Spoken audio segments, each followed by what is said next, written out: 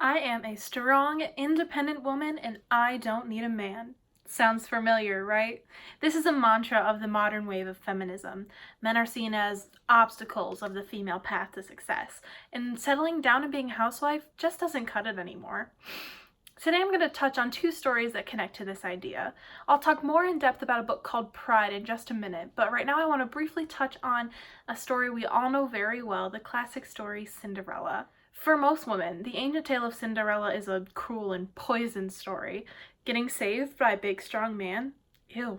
That would mean there would have to be something to be saved from. And I don't need to be saved because I save myself.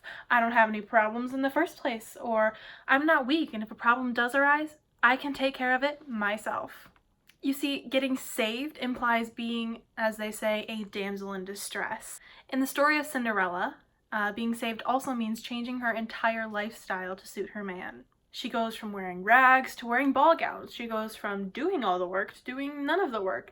She goes from the server to the served. The change is a great one, no doubt. I mean, who wouldn't want to live in a castle? The main problem with the story is that Cinderella didn't do anything to deserve it. She jumps classes because she marries a man she met once and fell in love with and then live happily ever after. For many women, to avoid this story, we take it to the complete other end of the spectrum. Avoid men at all costs. And now this doesn't mean pretend men don't exist. This just means that marriage or settling down or being in any sort of committed relationship is just out of the picture. It's just seen as a roadblock or an unfortunate detour because it's thought that if you get a man, then you have to change yourself for him. I want to say this loud and clear. You do not have to change yourself for a man. And if he wants you to, leave. Being in a relationship should not be a change for your personal aspirations, dreams, and goals. If you want to be a doctor, you can still be a doctor with a fiance. If you want to be an actress, you can still be an actress with a husband. If you want to be a teacher, you can still be a teacher with a long-term boyfriend. Getting into or being in a relationship does not mean you give up everything for them. You shouldn't be changing who you are at the core just for a relationship. You can still be you. A great example of this is found in Ibi Zoboi's Pride. The entirety of the novel, the main character Zuri pushes away love for a multitude of reasons, but one of these reasons is that she's a strong, independent woman and she doesn't want to accept love from this guy and have her whole life change. There are also other reasons that contribute to her hesitance, but that's for another video. While Zuri originally pushes Darius, her eventual love interest, away, there is someone in her life who has always known, or claims to have known, that her and Darius were meant to be. Madrina, the lady who owns the building that Zuri's family lives in, says from the very beginning of the story, literally page 17, she tells Zuri's father, "Your rich son-in-law has just moved in across the street." I'm sure all of us have that one person in our friend group or at family functions who is always insistent on asking about your love life every chance they get. Asking if your guy friends are more than friends, trying to set you up with people, things like that. Madrina is a bit more credible, though, in the realm of love. It's stated early on that Madrina is a priestess of the goddess Ochun, who is the goddess of love.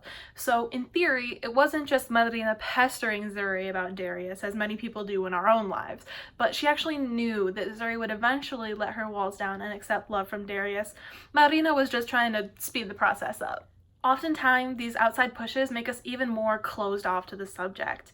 Even though the intentions can be positive, like Madrina's, we don't tend to see it that way. We tend to see it as them pushing us into the stereotypical needing a man scenario, which goes exactly against what the feminine wave pushes. But eventually we see that Madrina was right and Zuri accepts love, and we actually get to see this moment play out in real time. So sometimes certain events or feelings are hard to portray in just plain English, and a great way to express these extraordinary feelings is through art, or more specifically in this instance, poetry. There is a great poem in the book on page 125 called Dance of the River Goddess, and it's a beautiful poem. I definitely recommend that all of you take the time to read it at some point, but for now I'll just summarize. In the poem, we see Zuri as she finally allows herself to feel the love run through her. She compares the feeling to the waters and rivers, how once she accepts love, it flows through her and makes her feel free and born anew. This moment is so important to what I was saying about feminism because it shows that accepting love isn't something that bogs you down. Yes, she had this new feeling, but that doesn't mean that she's a new person. In fact, if anything, it makes her more of who she is before she's denying herself of all these things that she's feeling and locking them away.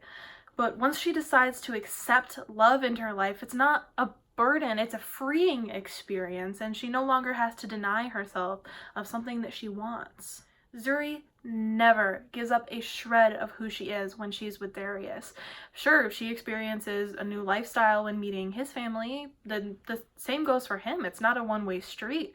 For example, on their dates, sometimes Darius drives them in his expensive car, but sometimes they take the trains that Zuri knows like the back of her hand. So do things change a bit? Yes, but does Zuri, or even Darius for that matter, give up anything for their relationship? No. That brings me back to how I started this video, that you never need to change for a relationship.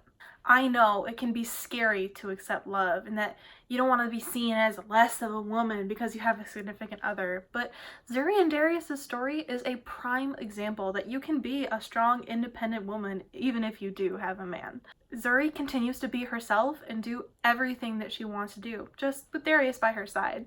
She shows that women don't need to be a damsel in distress to have a happily ever after.